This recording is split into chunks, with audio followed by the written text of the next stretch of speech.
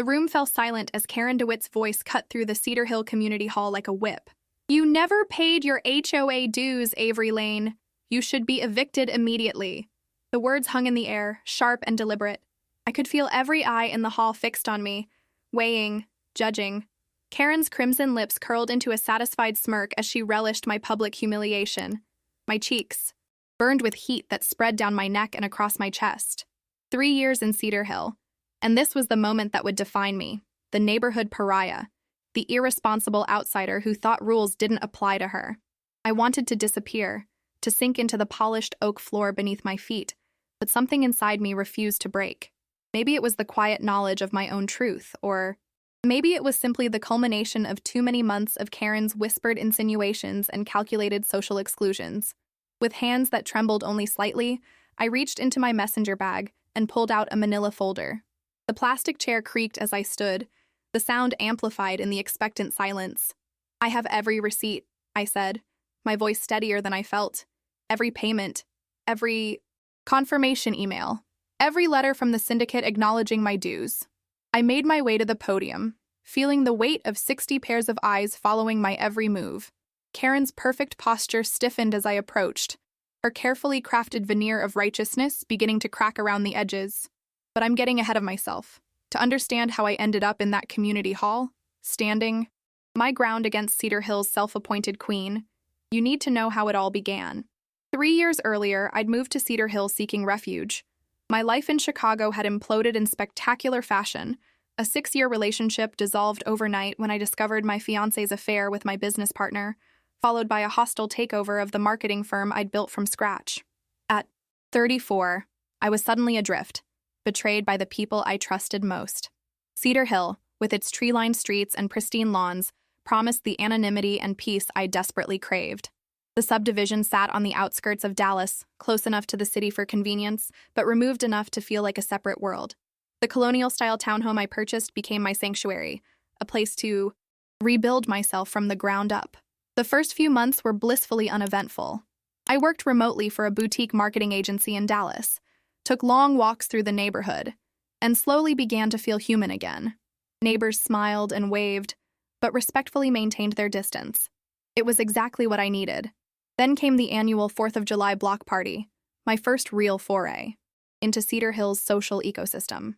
I'd brought a homemade blueberry cobbler and was quietly nursing a glass of mediocre white wine when Karen DeWitt materialized beside me. "You must be the new owner in Unit 12, she said, her voice honeyed with practiced charm. "I'm Karen DeWitt, HOA Vice President and Social Committee Chair." She was immaculately put together, ash blonde hair falling in perfect waves, tailored white linen pants, a nautical striped top that screamed casual affluence. The large diamond on her left hand caught the sunlight as she extended it toward me. "Avery Lane," I replied, taking her hand. Her grip was firmer than necessary. "Nice to meet you. We're just thrilled to have new blood in Cedar Hill," she continued, her eyes scanning me with precision. "Single? I assume? No children?" The questions felt invasive, but I nodded, not wanting to create tension during my community debut. "Well, we're quite family-oriented here, but I'm sure you'll find your place. The HOA is always looking for volunteers. It's the best way to become part of our little family." Looking back, I should have recognized the subtle condescension, the implication that I was somehow less valid as a single, childless woman in her mid-30s. But I was still raw from my Chicago exodus, still seeking connection, so I smiled and told her I'd love to help. The following week, I received an email assigning me to the landscaping committee, the least visible, most labor-intensive volunteer position. I spent weekends pulling weeds and mulching flower beds while Karen hosted glamorous wine and cheese events for the social committee. The subtle othering continued as months passed. My parking spot was repeatedly taken by confused guests at Karen-organized gatherings. My suggestions at HOA meetings were politely acknowledged, then swiftly dismissed. When I renovated my small backyard patio, fully within HOA guidelines, Karen personally conducted 3 compliance checks. It was death by 1,000 paper cuts. None of it overtly hostile enough to confront, yet all of it designed to keep me on the periphery, to establish my position as an outsider looking in. "She does this," explained my neighbor Marcus, a 60-something retired teacher who lived 2 doors down. We'd bonded over shared eye rolls at particularly pedantic HOA directives. Find someone to make an example of. Establishes the hierarchy. But why me? I asked, genuinely perplexed. Marcus chuckled, his eyes crinkling at the corners. You're successful, independent, and, forgive my frankness, rather attractive. Karen's husband Grant mentioned your marketing background at the last poker night. Seemed impressed. That's all it takes. The seed was planted, and over the following months, Karen's campaign intensified.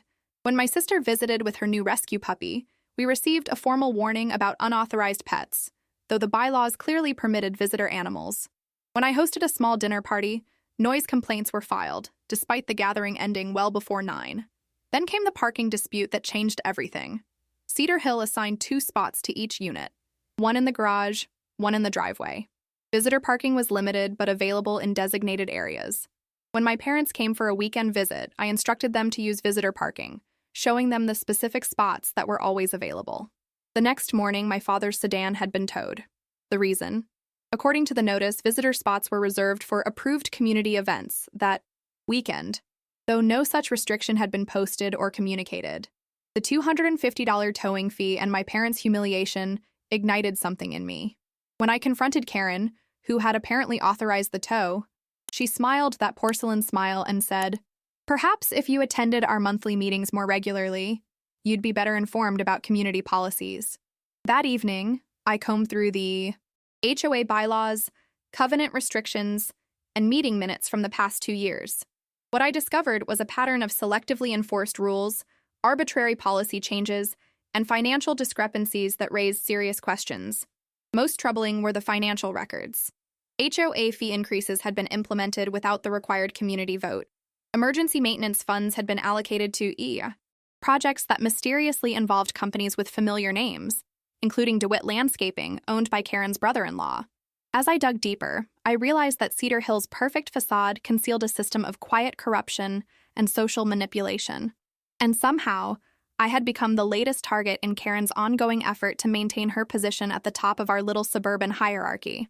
The question was, what was I going to do about it? The first anonymous note appeared under my door on a Tuesday morning. A single sheet of printer paper with a message typed in plain black font. Check the reserve fund accounts. Follow the money. I stared at it for a long moment, a chill creeping up my spine despite the warm September air flowing through my open windows. Someone else had noticed the shy discrepancies. Someone else was watching. That evening, I created a spreadsheet tracking every financial transaction mentioned in the HOA meeting minutes for the past 3 years. Patterns emerged: inflated maintenance costs, unnecessary emergency expenditures, consultation fees to vaguely named entities. Each irregularity was small enough to go unnoticed on its own, but together they painted a disturbing picture. "You're playing with fire," Marcus warned when I showed him my findings. We sat on his screened porch, the late afternoon sun casting long shadows across his meticulously maintained herb garden. Karen's husband Grant is the HOA president, her best friend Linda is the treasurer. They've had this system locked down for years. So we just let them continue stealing from us? I pushed back, the injustice of it all fueling a determination I hadn't felt since my Chicago days. Marcus sighed, running a weathered hand through his silver hair. "No, but you need to be strategic. You need irrefutable evidence and allies. Karen's influence runs deep here." He wasn't wrong. Over the next few weeks, I reached out to other neighbors. Casual conversations at mailboxes. Friendly waves that turned into impromptu chats. Most seemed uncomfortable discussing the HOA leadership, changing the subject, or suddenly remembering urgent appointments. But there were exceptions. Elena Rodriguez, a corporate attorney who had recently moved in with her wife, listened intently to my concerns. "I've noticed some irregularities in the financial statements," she admitted. "The numbers don't add up, but I'm new here. I thought maybe I was missing something." Slowly, cautiously, a small coalition formed. Elena with her legal expertise, Marcus with his institutional knowledge of the neighborhood, Tim Chen, a soft-spoken accountant whose request for a solar panel installation had been mysteriously denied 3 times, Darlene Washington, a retired school principal whose questions about the reserve fund had been consistently ignored at meetings. We met discreetly, comparing notes and building a case. The evidence was damning. Approximately $87,000 in questionable expenditures over 3 years, selective enforcement of bylaws, procedural violations in decision-making. We need to present this at the annual meeting, Elena advised. That's when they'll least expect it, and when we'll have the largest audience. The annual meeting was scheduled for October 15th, just 3 weeks away. We prepared meticulously, gathering documents, making copies, rehearsing our presentation. I felt a familiar adrenaline rush, reminiscent of preparing pitches for major clients in my previous life. What I didn't anticipate was Karen's preemptive strike. It began with whispers. Neighbors who had been friendly became distant. Invitations to community events suddenly stopped. At the local coffee shop, conversations halted when I entered. The silent treatment was surgical and effective. Then came the official letter from the HOA board, a notice of delinquency, claiming I had failed to pay my dues for the past 6 months. According to their records, I owed $2,170 plus late fees. My heart raced as I read it, then immediately checked my bank statements. Every payment had been made on time, automatically withdrawn on the first of each month. I had digital receipts, confirmation emails, even the canceled checks. I drafted a response with copies of all documentation and delivered it to Grant Ellison's mailbox the same day. The next morning, I received another notice.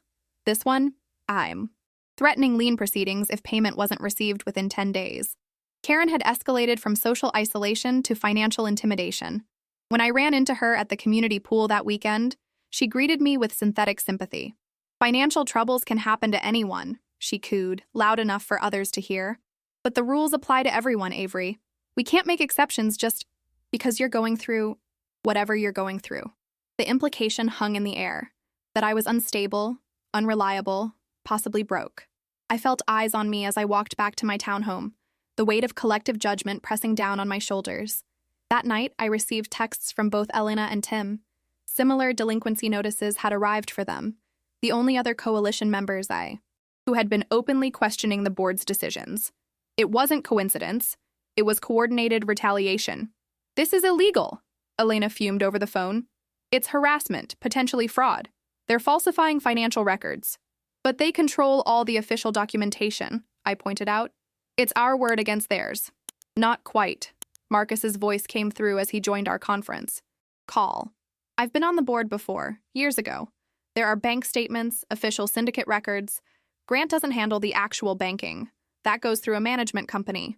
If we can get those records... The annual meeting was now just 10 days away. Our small coalition went into overdrive, each working a different angle. Elena submitted formal legal requests for financial records. Tim analyzed payment processing systems and documentation protocols. I reached out to the management company directly, explaining the situation and requesting verification of my payment history. The response came 2 days later, confirmation that all my payments had been received and processed correctly. The same was true for Elena and Tim. The delinquency notices were fabricated, a desperate attempt to discredit us before we could present our findings. We've got them, Elena said, a note of triumph in her voice. This is the smoking gun. But Karen and her allies controlled the meeting agenda, the microphones, the entire forum. If they refused to acknowledge us, our evidence might never see the light of day. The night before the meeting, I barely slept. My mind raced with scenarios, counter-scenarios, things that could go wrong. By morning, I was exhausted but resolute. I dressed carefully. Conservative black pants, a blue silk blouse, minimal jewelry, professional, unassailable. I packed my evidence in a crisp manila folder and headed to the community hall. The room was already crowded when I arrived, neighbors filling rows of plastic chairs, coffee and donuts arranged on a table at the back. Karen stood near the podium, resplendent in a crimson wrap dress, holding court with her usual circle of admirers. Her eyes met mine briefly, a flash of something, contempt, concern, crossing her features before she turned away. I took a seat near the middle, placing my folder carefully on my lap. Elena arrived moments later, sliding into the chair beside me. Ready? She whispered. I nodded, though my mouth had gone dry. Tim and Darlene entered together, taking seats across the aisle. Marcus was already there, nodding encouragingly from the second row. At precisely 7 p.m., Grant Ellison called the meeting to order. Tall and distinguished with salt and pepper hair, he projected an air of reasonable authority that had served the DeWitt regime well. The agenda proceeded methodically, committee reports, maintenance updates, budget projections for the coming year. Then came the moment we'd been waiting for. Open forum. Karen was the first to the microphone. Her voice carried perfectly through the hall, each word precisely calibrated for maximum impact. Before we continue, I feel it's my duty to address a serious issue affecting our community. She turned slowly, dramatically, until she was facing me directly. You never paid your HOA dues, Avery Lane. You should be evicted immediately. And that's where this chapter began, with a public accusation designed to destroy my credibility before I could speak, with 60 neighbors staring in shock, with Karen's triumphant smirk as she believed she'd neutralized the threat I posed. What she didn't count on was the folder in my lap, and the quiet strength that comes from knowing you're standing on the solid ground of truth. I stood at the podium, facing a sea of faces I'd come to recognize over 3 years in Cedar Hill. Some were openly hostile, others confused. A few, like Marcus and Elena, silently supportive. Karen had retreated to her seat beside Grant, her smile tightening as I methodically arranged my documents. These are my bank statements, I said, my voice steady despite the adrenaline coursing through my veins. They show every HOA payment withdrawn on the first of each month, without exception. I laid out the first stack of papers, the rustling amplified in the tense silence. These are the confirmation emails from the management company, acknowledging receipt of each payment. Another stack joined the first. And these are the letters from the syndicate itself, signed by our treasurer, Linda Porter, confirming my account is in good standing as of last quarter's review. The final documents completed my display. A murmur rippled through the audience as neighbors leaned forward, straining to see.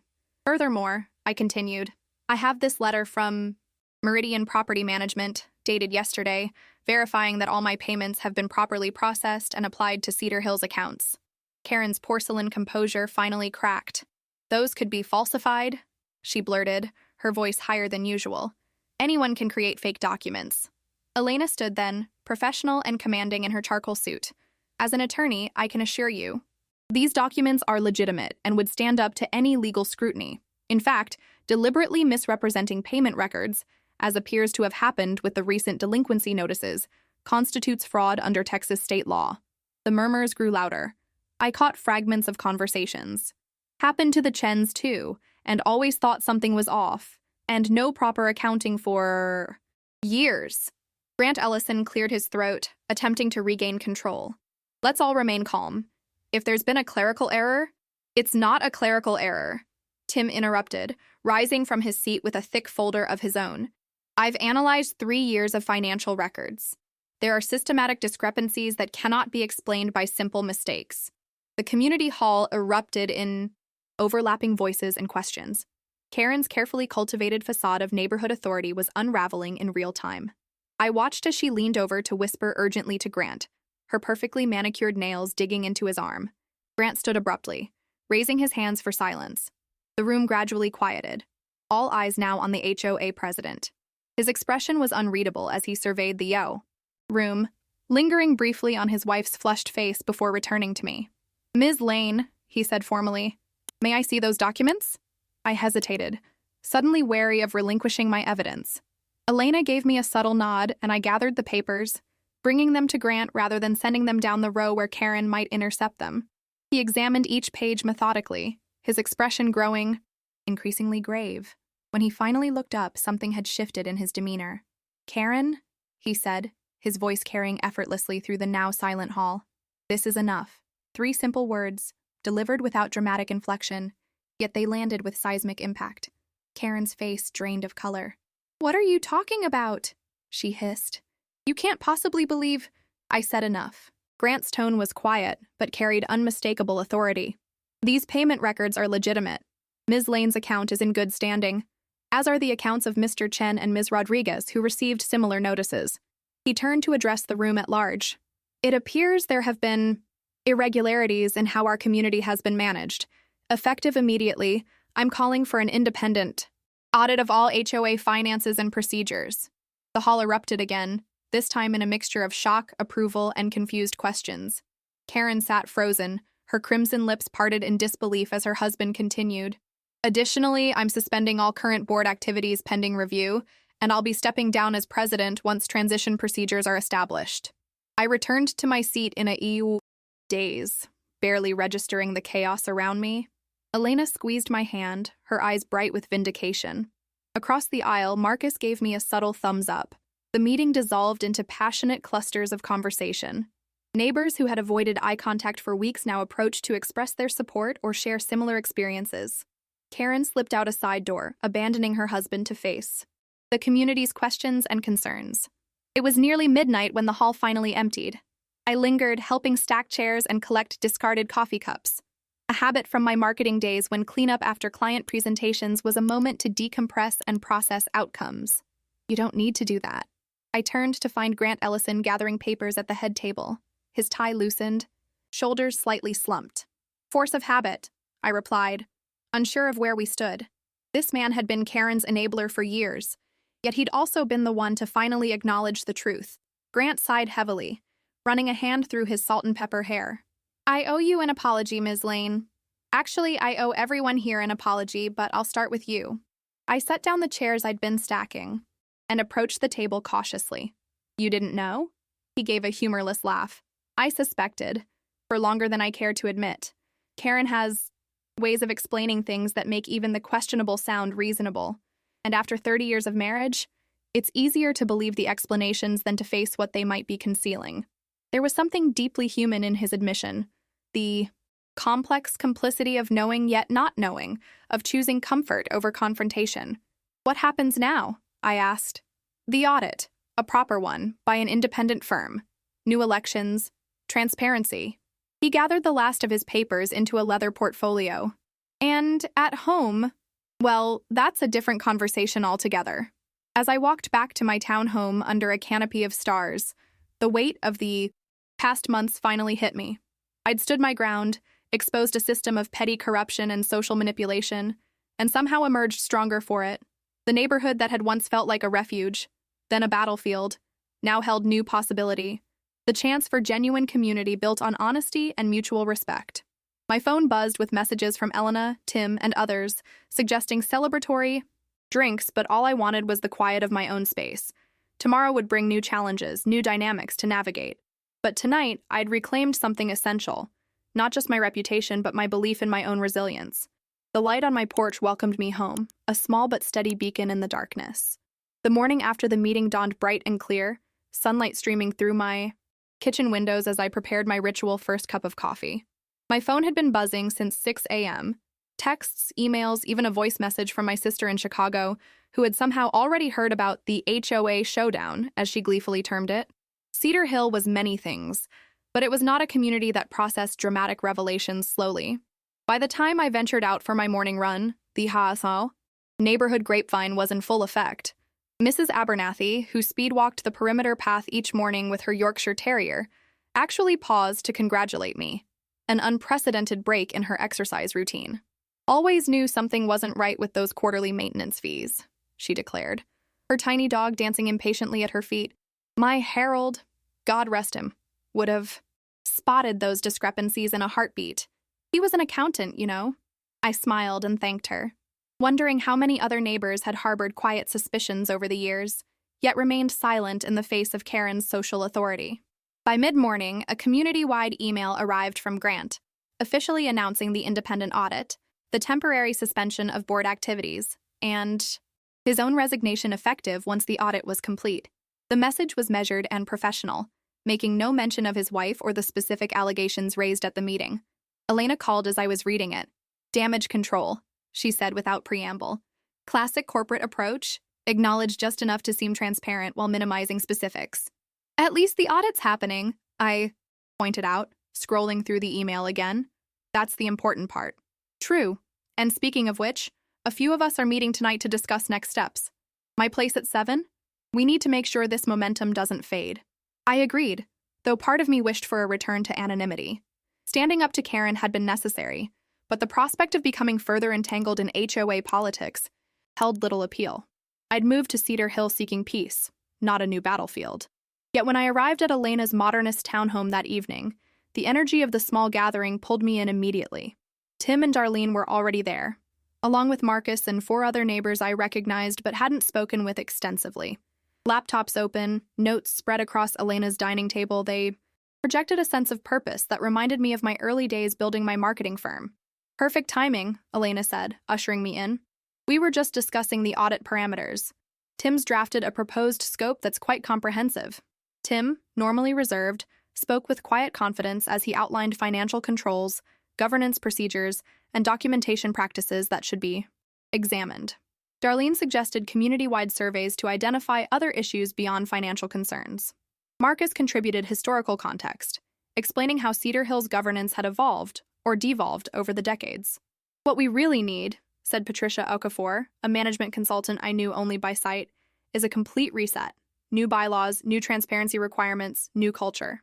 And new leadership, added Robert Winters, whose request to install environmentally friendly landscaping had been repeatedly denied.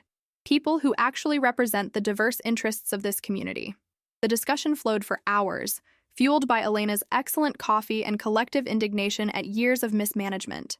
By the end of the evening, we had formed committees, assigned research, tasks, and drafted a communication plan to keep the broader community informed. As we prepared to leave, Elena pulled me aside. "We need you on the leadership committee, Avery. Your background in strategic communication is exactly what we need." I hesitated, the weight of commitment pressing against my instinct for self-preservation. "I'm not sure that's the best role for me. I'm happy to help with specific tasks, but..." "You stood up when it mattered," Elena interrupted gently. "That's what leadership is. Think about it, okay?" The following days brought a strange new reality to Cedar Hill. Neighbors who had previously avoided me now greeted me warmly. Community message boards buzzed with discussions about governance and transparency. The independent auditors arrived, a team of 3, professionals who set up temporary offices in the community center. Karen DeWitt was conspicuously absent from public spaces. Her sleek silver Mercedes no longer occupied the prime parking spot at the clubhouse. The meticulous flower beds around her townhome, usually pristine, showed signs of neglect. Rumors swirled about marital discord, about hastily canceled social engagements, about late night arguments overheard through open windows.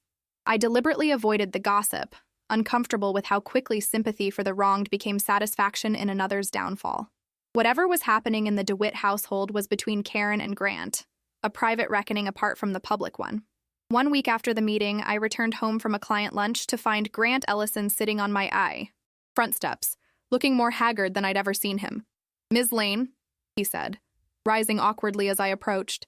"I apologize for the unexpected visit. I've been trying to speak with everyone involved individually." "Of course," I replied, unlocking my door and gesturing him inside. My living room, with its comfortable minimalism and floor-to-ceiling bookshelves, felt suddenly exposed under his assessment. Grant declined my offer of coffee, perching tensely on the edge of my sofa. "The preliminary audit results are concerning," he began. "The full report won't be ready for another 2 weeks, but the auditors have already identified approximately $120,000 in questionable transactions over the past 5 years. The figure was significantly higher than our coalition had estimated." I let out a low whistle. "That's substantial." "Yes." He looked down at his clasped hands. "What's more, there's evidence of deliberate document manipulation, altered minutes, backdated approvals, selectively enforced bylaws. The legal implications are serious." "For the HOA as an entity or for individuals?" I asked, though I suspected I knew the answer. "Both, potentially, but primarily for individuals in positions of authority." The unspoken name hung between us. Karen, his wife of 30 years, the architect of Cedar Hill's toxic social hierarchy. Grant cleared his throat. "I want to be absolutely clear. I'm not here to ask for leniency or special treatment.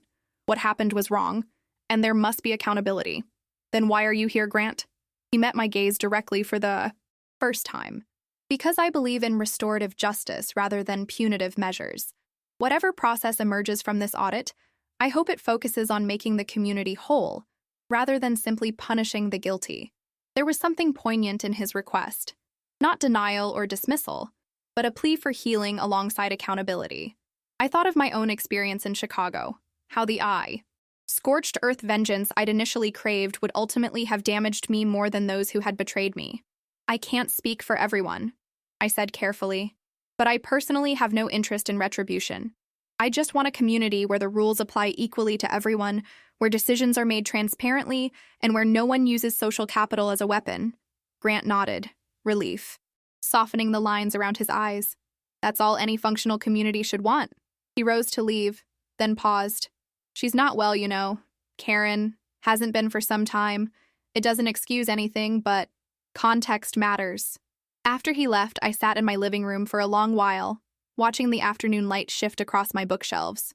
Grant's visit had complicated my narrative, the clear lines between victims and villains blurring into something more nuanced, more human. That evening, as I walked to Elena's for another coalition meeting, I passed Karen's townhome. Through the front window, I caught a glimpse of her sitting alone at her dining table, staring at nothing, a woman suddenly unmoored from the identity she'd constructed so carefully. I felt no satisfaction in her. Isolation. Only a complex empathy for someone whose need for control had ultimately cost her everything she valued. The true victory wasn't in Karen's downfall, but in the community's awakening, the possibility of building something better from the broken pieces of what had come before. 2 weeks after the community meeting that changed everything, the independent auditors delivered their final report. The findings, presented at a special session in the community hall, exceeded even our most cynical expectations. Beyond the $120,000 in questionable financial transactions, they discovered systematic manipulation of voting records, selective enforcement of covenant restrictions, and what the lead auditor delicately termed concerning patterns of preferential treatment. The room was packed to capacity, neighbors sitting shoulder to shoulder in uncomfortable plastic chairs. Karen was noticeably absent, but Grant sat in the front row, his posture rigid as the auditors methodically detailed years of mismanagement and abuses of power. In conclusion, the lead auditor said, "We recommend a complete restructuring of governance procedures, implementation of robust financial controls, and a comprehensive review of all bylaws and covenant restrictions." What followed was a remarkable display of community engagement. Neighbors who had never spoken at meetings now lined up at the microphone, offering suggestions, volunteering expertise, expressing long-suppressed frustrations. The energy in the room was palpable, not vengeful, but determined, forward-looking, almost hopeful. Elena nudged me gently. "You should speak," she whispered. I shook my head. I'd already been thrust into the spotlight more than I'd ever wanted. My role in exposing Karen's fabrications had garnered enough attention. But as the discussion continued, something shifted inside me. The marketing executive I'd been in Chicago, confident, strategic, passionate about building things, began to stir beneath the cautious exterior I'd adopted in Cedar Hill. These were my neighbors, my community. I had skills that could help rebuild what had been broken. Before I could reconsider, I found myself walking to the microphone. "My name is Avery Lane," I began, unnecessary given recent events, but formalities provided comfort. "I'm a marketing and communications strategist by profession. While I have no interest in assigning blame for past mistakes, I do believe we have an opportunity to create something better, a governance model that serves everyone equally, operates transparently, and fosters genuine community." The room had grown quiet, all eyes on me. "I'd like to propose a transition committee, a diverse group of residents tasked with drafting new bylaws, establishing election procedures, and creating accountability mechanisms. Not permanent leadership, but architects of a foundation others will build upon." Murmurs of approval rippled through the audience. This committee should represent the full spectrum of our community. Longtime residents and newcomers, families and singles, various professional backgrounds and perspectives. Because Cedar Hill isn't just buildings and rules, it's all of us together. The response was immediate and enthusiastic. Hands shot up, voices called out support, and within minutes, a sign-up sheet was circulating for the transition committee I'd spontaneously proposed. Grant approached me as the meeting dispersed. "That was well done," he said quietly. "Constructive without being confrontational." "That was the goal," I replied. "How are you? Holding up?" A flicker of surprise crossed his face, perhaps at my concern for his well-being despite everything. "One day at a time," he said after a moment. "Karen's staying with her sister in Houston for a while. We're figuring things out." The pain in his eyes spoke volumes about the personal cost of public reckoning. The transition committee formed quickly, 12 residents representing Cedar Hill's diverse demographics and perspectives. I found myself elected chair, despite my initial reluctance to take on a leadership role. Elena served as legal counsel, Marcus as our institutional historian, and Tim as financial advisor. The remaining positions were filled by neighbors I'd barely known before: Patricia Okafor with her management expertise, Robert Winters with his environmental advocacy, Sonia Patel with her background in conflict resolution, and others bringing equally valuable perspectives. We established a rigorous schedule, twice-weekly meetings, regular community updates, open feedback sessions. Our mandate was clear: create a governance structure that would prevent the abuses of the past while fostering the community spirit that had been suppressed under Karen's reign. The work was challenging, but deeply satisfying. I found myself drawing on skills I'd nearly forgotten: facilitating difficult conversations, building consensus among competing priorities, translating complex concepts into accessible language. The marketing executive I'd been in Chicago hadn't disappeared after all. She'd just been waiting for the right project. 6 weeks into Wise to Wise. Our process: we unveiled the draft bylaws at a community-wide meeting. The document represented hundreds of hours of collective effort, researching best practices, consulting with HOA governance experts, soliciting input from every household in Cedar Hill. The framework before you emphasizes 3 core principles, I explained, standing before my neighbors with a confidence that felt both familiar and new. Transparency in all financial and operational decisions, equity in how rules are created and enforced, and community engagement at every level of governance. The proposal included term limits for board positions, detailed financial reporting requirements, clear appeals processes for covenant enforcement, and mandatory open meetings for all substantive decisions. It wasn't perfect. No governance document ever is, but it represented a genuine attempt to codify the values we collectively aspired to. The discussion that followed was robust but constructive. Neighbors raised concerns, suggested refinements, offered endorsements. What struck me most was the quality of the dialogue: thoughtful, respectful, oriented toward collective benefit rather than individual advantage. As the meeting concluded, Marcus found me gathering my notes at the podium. "You've helped create something remarkable here," he said, his eyes crinkling with genuine warmth. "Not just better bylaws, but a better way of being neighbors." "It's been a group effort," I demurred. "Yes, but groups need catalysts. You could have just exposed Karen's lies and walked away. Instead, you helped us envision what could be built in the aftermath." His words stayed with me as I walked home that evening, the setting sun casting long shadows across Cedar Hill's immaculate lawns and tree-lined streets. The neighborhood looked the same as it had when I arrived 3 years earlier, seeking anonymous refuge from betrayal and loss. But everything had changed, including me. My phone chimed with a text from Elena. "Drinks tomorrow to celebrate? The hard part's done." I smiled, knowing she was only partially right. The hard part, establishing new structures, might be nearing completion, but the more challenging work of changing culture and rebuilding trust was just beginning. The following morning brought unexpected news. Karen DeWitt had returned to Cedar Hill.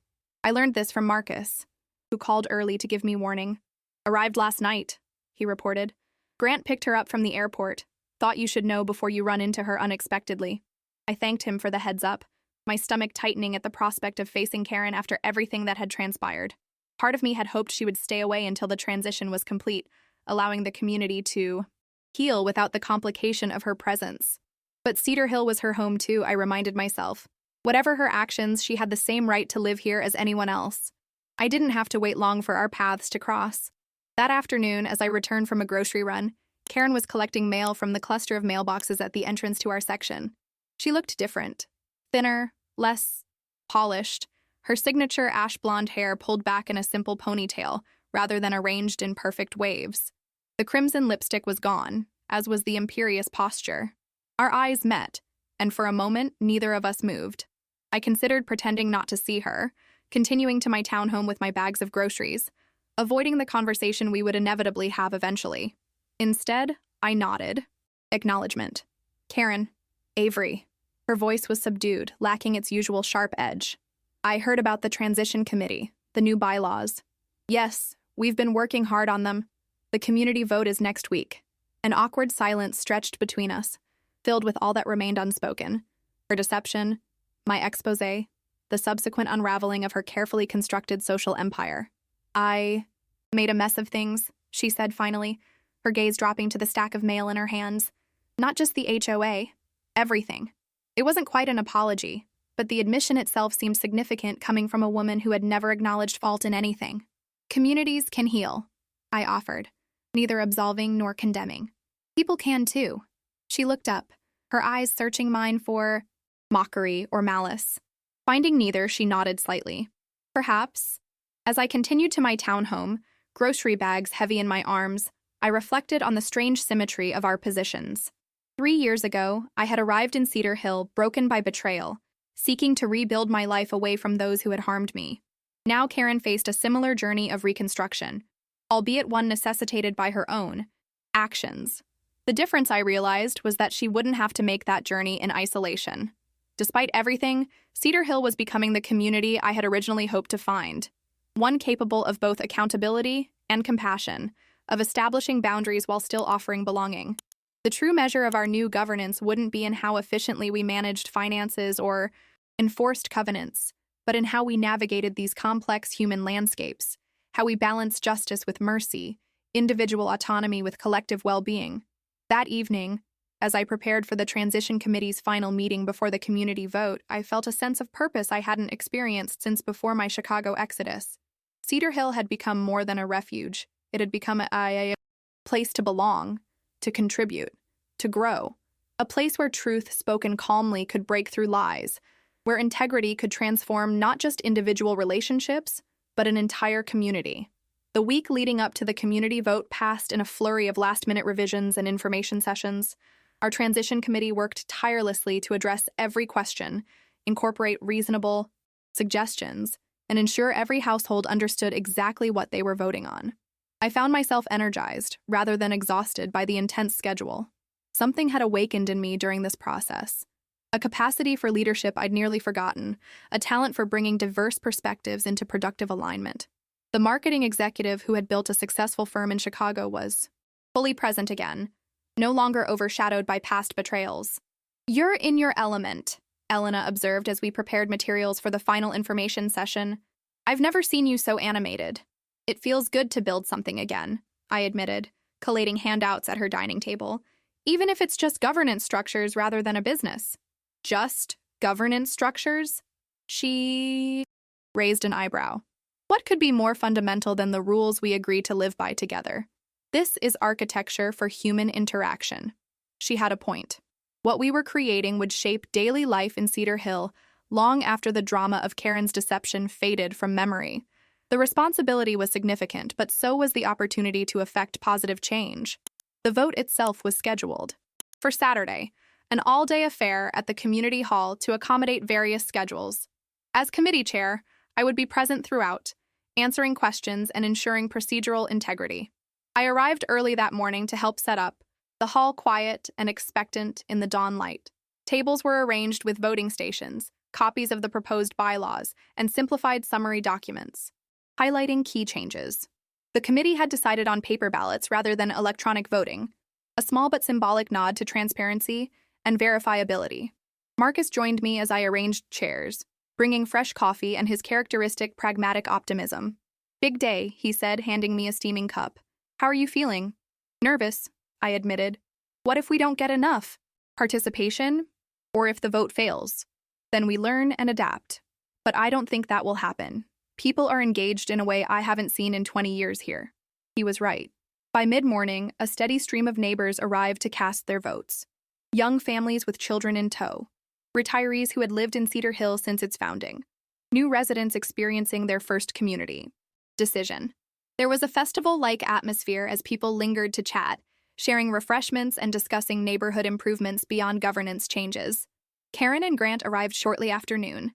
Their entrance created a momentary hush, conversations pausing as neighbors registered their presence. Karen wore a simple blue dress, her face composed but subdued. Grant stood protectively, close, nodding greetings to those he knew well. I approached them, determined to set a tone of civility. "Thank you for coming. There are summary documents on the table if you'd like to review them before voting." "We've read everything you've sent out," Grant replied. "Very thorough work by the committee." Karen met my eyes briefly. "Yes, very thorough." Her voice was neutral, neither approving nor condemning. She moved toward the voting station, effectively ending our interaction. By closing time at 7 p.m., over 80% of Cedar Hill households had participated, an unprecedented turnout for any community vote in our history. The committee gathered to count ballots, witnessed by several resident volunteers for transparency. The results were definitive: 93% approval for the new bylaws and governance structure. The few dissenting votes came primarily from residents concerned about specific provisions rather than the overall framework. legitimate perspectives that we noted for future consideration. Congratulations, Chairwoman, Elena said as we reviewed the final tally. Mission accomplished. Phase 1 accomplished, I corrected. Implementation is next, then elections. For the new board, she laughed. Always the strategist. Can't you just celebrate for one evening before planning the next campaign? She was right, of course. This milestone deserved acknowledgement. The committee had already arranged a small celebration at the clubhouse. Nothing elaborate, just wine, appetizers, and the satisfaction of collective achievement.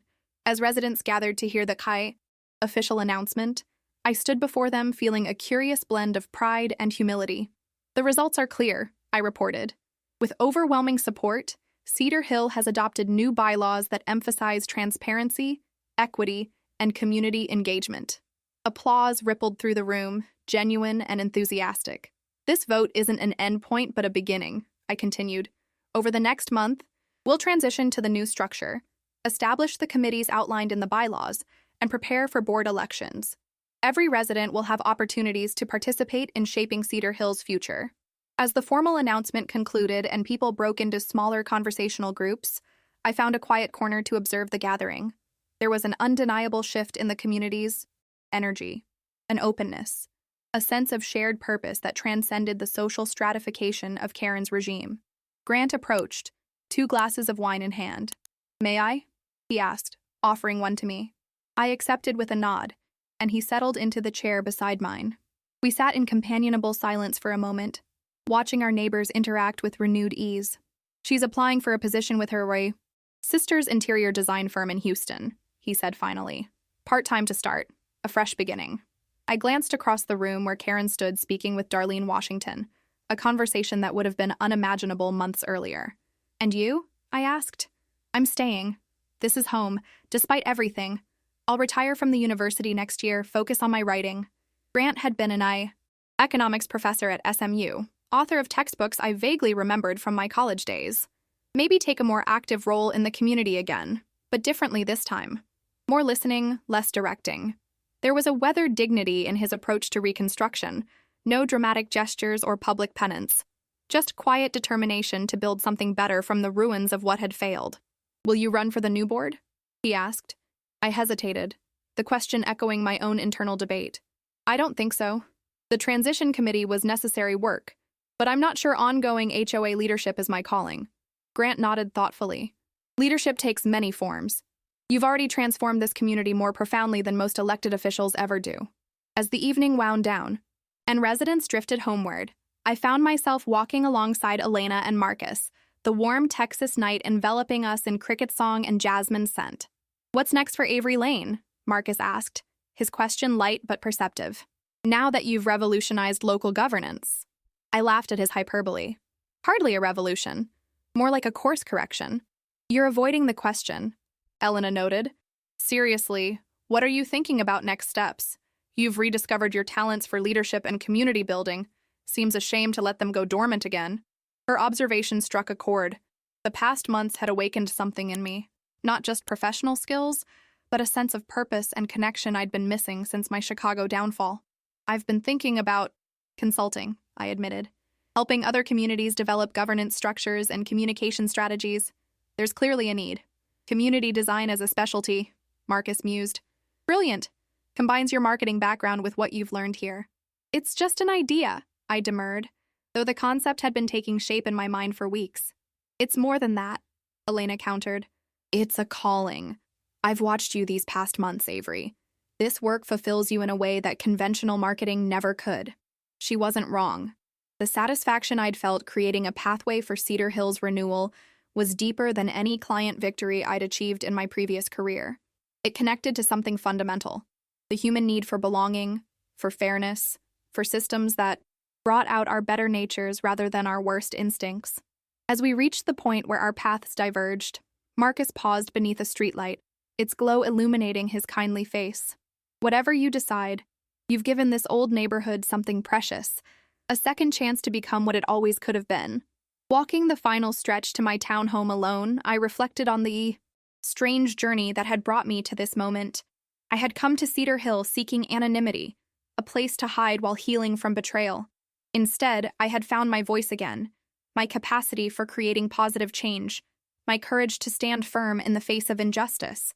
Karen's lies at that fateful HOA meeting had been intended to destroy me. Instead, they had catalyzed a transformation, not just for me personally, but for an entire community ready for renewal. As I reached my front door, a sense of peaceful certainty settled over me. Whatever challenges lay ahead, I would face them with the quiet confidence that comes from knowing your own truth and speaking it without fear. Cedar Hill had changed me as much as I had helped change it, a perfect symbiosis of individual and community. Growth. Tomorrow would bring new tasks, new decisions, new opportunities to build rather than retreat. And for the first time in years, I was ready. Not just to survive, but to thrive. 6 months after the watershed community vote, Cedar Hill had undergone a remarkable transformation. The newly elected HOA board, diverse in age, background, and perspective, operated with unprecedented transparency.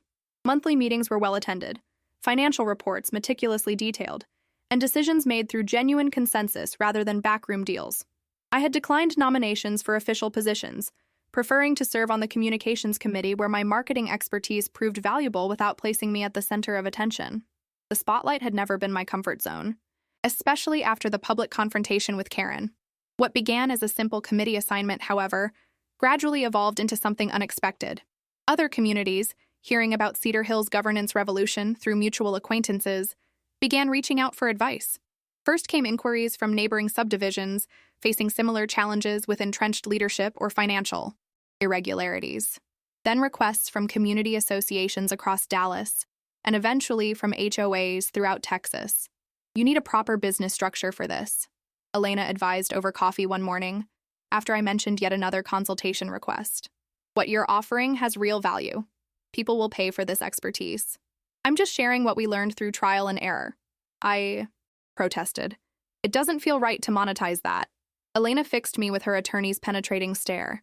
Avery, you've spent hundreds of hours developing systems, templates, and processes that transform dysfunctional communities. That's intellectual property worth protecting and, yes, monetizing. At least enough to sustain your work. Her perspective nudged me toward a realization that had been forming at the edges of my consciousness. My experience with Cedar Hill's transformation wasn't just a personal journey or a community service. It was the foundation for a new professional identity, one that integrated my marketing background with newly discovered passions for governance, community building, and conflict resolution. Within weeks, I had registered Community Catalyst Consulting, created a professional website, and formalized my service offerings. My first paying client was a luxury condominium association in downtown Dallas, plagued by factional disputes and financial opacity. The second was a sprawling master-planned community in San Antonio whose governing structures hadn't evolved since its creation 30 years prior. Each engagement deepened my expertise and refined my methodologies. I discovered that the skills honed in Cedar Hill, listening deeply, identifying underlying concerns, building consensus among diverse stakeholders, transferred seamlessly to other contexts.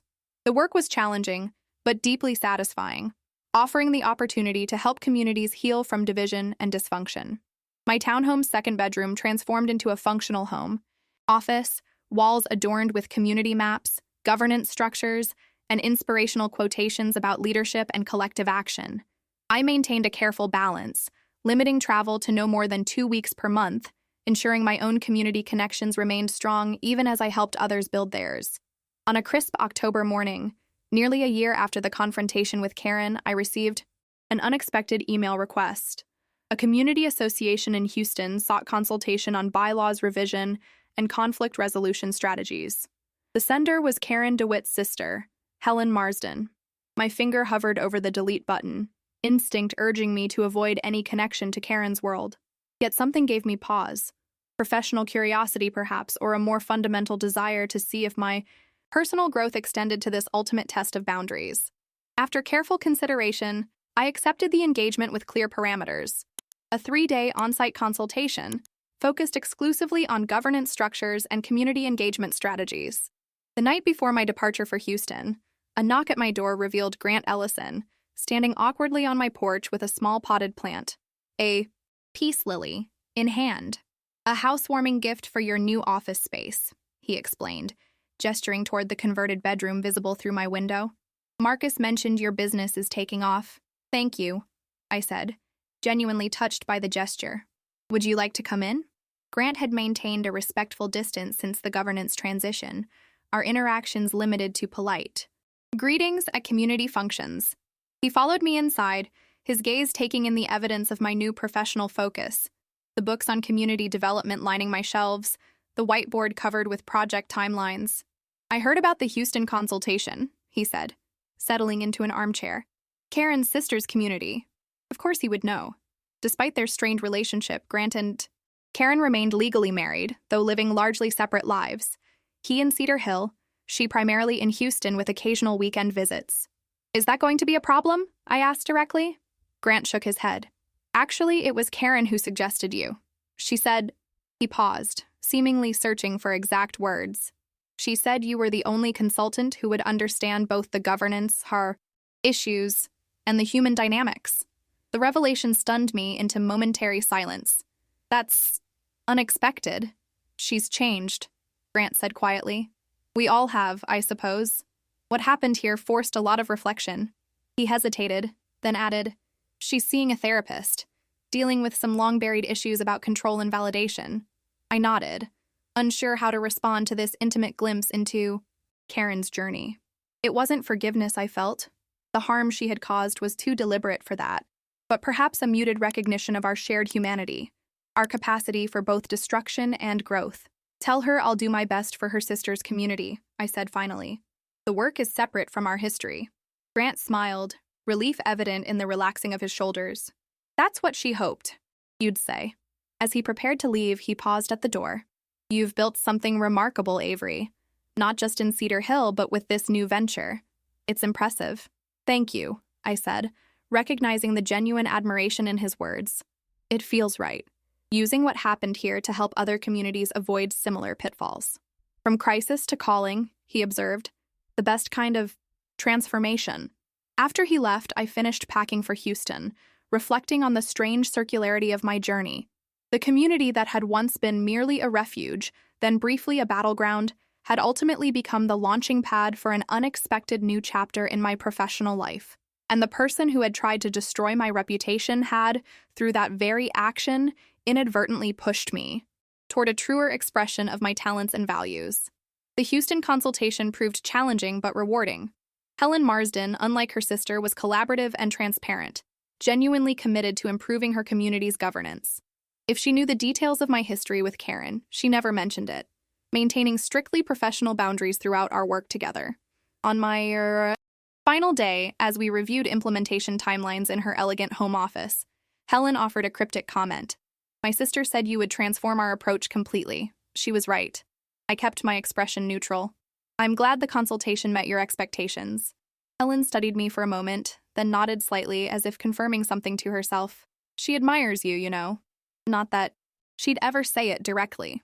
I gathered my materials, uncomfortable with this detour into personal territory. The recommendations in the final report should address all the issues we identified. If you have questions during implementation, please don't hesitate to reach out. Driving back to Dallas that evening, I reflected on Helen's words. The idea that Karen might admire me seemed implausible, yet the consultation request itself suggested some evolution in her perspective. Perhaps we all contained these contradictions: capacity for both pettiness and growth, harm and healing, destruction and creation. As fall transitioned to winter, my consulting business continued to flourish. I hired an administrative assistant, then a research associate to help manage the increasing workload. Elena provided legal support for contract development, while Marcus occasionally joined consultations as a community history specialist. Cedar Hill itself had become something of a case study, a model of governance transformation that I referenced in workshops and presentations. The community continued to evolve, with new initiatives emerging organically from empowered residents. A community garden on previously unused common space, an expanded scholarship program for local students, a mentorship network connecting retired professionals with young families. 1 year to the day after the fateful HOA meeting where Karen had publicly accused me of non-payment, I received a handwritten letter with a Houston postmark. The elegant cursive was unfamiliar, but the signature at the bottom made my breath catch. Karen DeWitt. The message was brief but clearly difficult for its author. Avery, There is no adequate apology for the harm I caused you and our community. My actions reflected my own insecurities and unhealthy need for control, not any failing on your part.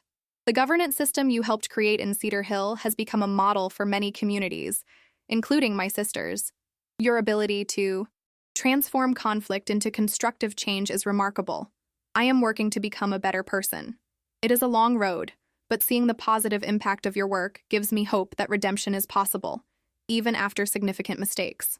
With respect and regret, Karen. I read the letter 3 times, allowing the emotions it evoked to rise and fall like waves. Residual anger, vindication, cautious, appreciation for the difficulty of such an acknowledgement, and finally, a sense of closure that no court verdict or community vote could have provided. I never responded directly to Karen's letter, but I did send a copy of my recently published Community Governance Handbook to Helen with a brief note, "Please share this with anyone who might find it useful." We both understood the intended recipient. As winter gave way to spring, I found myself increasingly at peace with all aspects of my Cedar Hill journey, from naive newcomer to reluctant whistleblower to community catalyst. The experience had shaped me, revealing strengths I had forgotten and developing new capabilities I might never have discovered in a more conventional career trajectory. Cedar Hill was no longer just a place to live. It had become an integral part of my identity and professional purpose. The neighborhood that once threatened to isolate me had ultimately connected me to a calling that transcended its boundaries, while remaining rooted in the lessons learned within its tree-lined streets. Truth spoken calmly had indeed broken through lies, and integrity had lifted not just me, but an entire community toward something better than we had been before. 2 years to the day after standing at that podium with my bank statements and receipts, I found myself addressing a very different audience in very different circumstances. The Dallas Regional Conference on Community Governance had invited me to deliver the keynote address, recognizing Community Catalyst Consulting's growing influence in transforming troubled HOAs and neighborhood associations throughout Texas and beyond. The ballroom of the Fairmont Hotel held over 300 attendees, HOA board members, property managers, community activists, and governance consultants. My journey from marketing executive to reluctant whistleblower to recognized expert in community transformation felt surreal as I adjusted the microphone and surveyed the attentive faces before me. Community is both our greatest human need and our greatest human challenge, I began, setting aside my prepared notes to speak from the heart. We crave belonging, yet resist the compromises it requires. We desire connection, yet guard our individual interests. We want the benefits of collective governance without the messy work of building consensus. For the next 40 minutes, I shared Cedar Hill's story, not as a simple morality tale of villains and heroes, but as a case study in how communities can evolve beyond dysfunction when ordinary residents commit to transparency, equity, and genuine engagement. I was careful to anonymize specific details, focusing on systems rather than personalities, healing rather than blame. The most powerful tool in community. Transformation isn't legal action or public confrontation, I concluded. It's the consistent application of truth spoken calmly, documentation presented clearly, and integrity maintained steadfastly. When these elements combine with a vision of what's possible beyond current limitations, remarkable change becomes not just possible, but inevitable.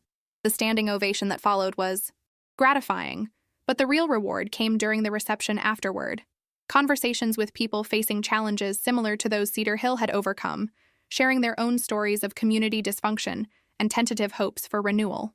As the crowd thinned, Elena appeared at my elbow, elegant in a charcoal suit that complemented her role as both attorney and business advisor to community. Catalyst. Impressive speech, she said, handing me a much-needed glass of water. Though you left out some of the more dramatic moments, like Karen's face when you produced those receipts. I laughed, grateful for her levity. Professional discretion. Besides, that was never the most important part of the story. Speaking of important parts, Elena nodded toward the entrance. Your fan club has arrived. I turned to see a small delegation from Cedar Hill, Marcus, Tim, Darlene, and several other neighbors who had been instrumental in our community's transformation. They approached with warm congratulations, having attended the conference specifically to support my keynote. We're so proud, Darlene said, embracing me with genuine affection. You've taken what we built together and expanded it to help so many others. Their presence underscored a profound truth. My professional success remained intimately connected to the community that had shaped it. Cedar Hill wasn't just a case study or launchpad for my consulting career. It was home, the place where I had rediscovered my voice and purpose. The evening concluded with dinner at a nearby restaurant, our Cedar Hill table lively with updates on community developments and personal milestones. Marcus had recently published a neighborhood history, documenting Cedar Hill's evolution from its founding through recent governance reforms. Tim and his husband had finally received approval for their solar panel installation, the first of several environmentally progressive projects under the new bylaws. "And have you heard the latest about the DeWitts?" Darlene asked, lowering her voice slightly despite the private dining room. I shook my head, maintaining professional boundaries around gossip despite my natural curiosity. "They're officially divorcing," she continued. "Grant announced it at the book club last week. Very amicable, apparently. Karen's interior design business in Houston is taking off, and Grant's been offered a visiting professorship at Cambridge for next year." The news wasn't entirely surprising. The DeWitts' marriage had been visibly strained since the HOA confrontation, their separate lives increasingly formalized over time. Still, there was something poignant about this final dissolution of what had once been Cedar Hill's power couple. "I hope they both find what they're looking for," I said simply, genuine in my wish despite our complicated history. Driving home that night, the Dallas skyline glittering in my rearview mirror, I reflected on how profoundly my life had changed since that fateful HOA meeting. What had begun as a simple act of self-defense, producing bank statements to counter false accusations, had catalyzed a transformation extending far beyond personal vindication. Community. Catalyst Consulting now employed 7 people, serving clients across 5 states. My governance handbook had become a standard reference for HOA boards seeking reform. I had been invited to speak at national conferences, contribute to industry publications, and consult on state-level legislation addressing community association transparency. Yet the most meaningful changes were more personal than professional. I had arrived in Cedar Hill seeking anonymity, a place to hide while healing from betrayal. Instead, I had found connection, purpose, and a new expression of my talents that felt more authentic than anything in my previous career. The following morning, I took my usual weekend run through Cedar Hill's winding streets. The familiar landscape had changed subtly over 3 years. New families moving in, homes being renovated, the community garden flourishing, where once there had been only unused common space. The neighborhood had its own rhythm now, an organic pulse distinct from the artificial order Karen had once imposed. My route took me past her former townhome, now occupied by a young couple with twin toddlers. Grant had moved to a smaller condo near the university after selling the property as part of the divorce settlement. The children's toys scattered across the formerly immaculate lawn symbolized the community's evolution, less concerned with rigid aesthetic perfection, more focused on creating spaces for genuine living. As I completed my circuit, cooling down with a walk along the perimeter path, I encountered an elderly gentleman I hadn't seen before, walking a dignified golden retriever. "Beautiful morning," he observed, pausing at a respectful distance. "It is," I agreed. "Are you new to Cedar Hill?" "Just visiting my daughter," he replied. "But I'm impressed with what I've seen. She tells me this community has quite a story. Something about a governance revolution a few years back?" I smiled, realizing I had reached a point where I could, discuss Cedar Hill's transformation without being at its center. "It's a remarkable place," I said. "The residents came together to create something special. Transparent governance, genuine inclusion, collaborative decision-making. It didn't happen overnight, but it changed everything. Sounds like a model worth studying," he mused. "Communities everywhere struggle with these issues." "That's actually what I do professionally now," I admitted. "Help other associations implement similar transformations." His eyes brightened with interest. "Really? My own community in Houston has been grappling with leadership challenges. Perhaps you could share your card?" The synchronicity made me laugh. "Of course. And please tell your daughter that Cedar Hill says hello." We parted ways, and I continued toward home, struck by how naturally Cedar Hill's story now flowed into new connections and possibilities. What had once been a painful confrontation had evolved into a narrative of hope, a testament to the resilience of both individuals and communities when faced with necessary change. Back at my townhome, I settled onto the back patio with coffee, enjoying the morning sunshine and the sense of contentment that had gradually replaced my initial wariness in Cedar Hill. My phone chimed with an email notification, another consultation request, this time from a community in Colorado facing challenges remarkably similar to Cedar Hill's original situation. As I drafted a response, I realized I had come full circle. The very experience that might have driven me deeper into isolation instead connected me to a broader purpose. The public humiliation that could have diminished me had ultimately revealed strengths I might never have discovered otherwise. The bank receipts and syndicate letters I had presented that day were more than just evidence of financial transactions. They were artifacts of a pivotal moment when truth spoken calmly had overcome deception, when integrity had proven more powerful than social manipulation. Cedar Hill had taught all of us, that communities are not static entities but living systems capable of evolution, healing, and renewal. That governance isn't just about rules and enforcement, but about creating structures that bring out our best rather than our worst instincts. That belonging doesn't require conformity, only mutual respect and commitment to shared well-being. These lessons now informed every aspect of my life and work, rippling outward through each community I consulted with, each governance system I helped transform. Later that afternoon, Elena and Marcus joined me for our monthly strategy meeting for Community Catalyst. As we reviewed potential projects and discussed expansion plans, Elena posed an unexpected question. If you could go back to that HOA meeting, knowing everything you know now, would you do anything differently? I considered carefully, remembering the fear and humiliation of being publicly accused, the adrenaline of presenting my evidence, the satisfaction of watching Karen's carefully constructed deception crumble. No, I said finally. Not a single thing. That moment, painful as it was, set everything else in motion. Without it, we wouldn't be sitting here today.